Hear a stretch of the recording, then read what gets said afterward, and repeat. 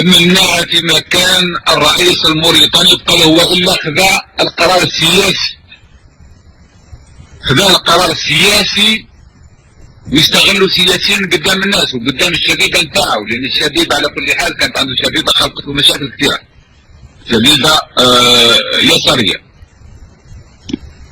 قال لي واش رايك؟ قلت له يا راجل امن عليك ما يعملوا حتى حاجه.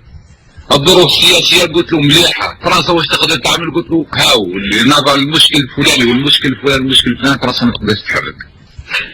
مشى السوق عليك في البلعيد عبد السلام قلت له اعمل لي دراسه مع السوناران باش تشريو عليه الحديد اذا كان ما تباعش، حتى ولو نقص احنا مليون ولا 2 مليون من الحديد نتاعنا.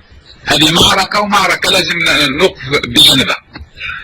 الفلوس قلت له نضمن في 6 شهور.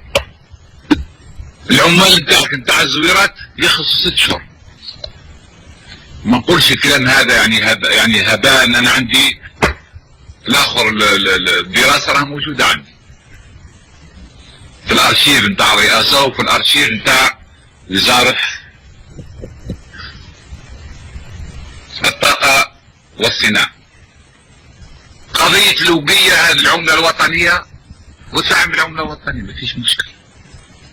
مصطفاي نتاع البنك المركزي روحوا سألوا أي واحد منكم، الموظفين اللي هما ناس مشرفوا على العملية، اللي يطبعوا الأوراق واللي ينظموا الكيفية كيفاش لأن هذول إخواننا ما زالوا على كل حال بدأ ما عارفين هالمشاكل نتاع العملة كيفاش تصير خلاص.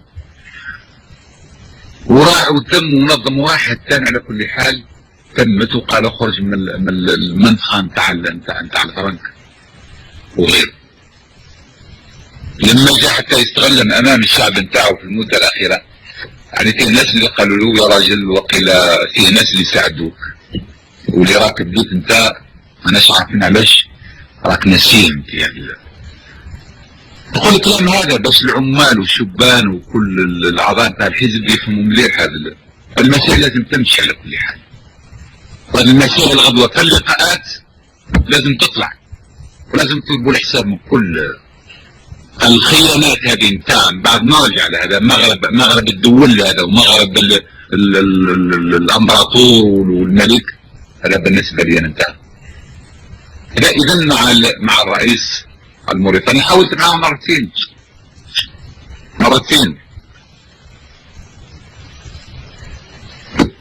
اخر مره كانت في بشار، استعملت كل الحجج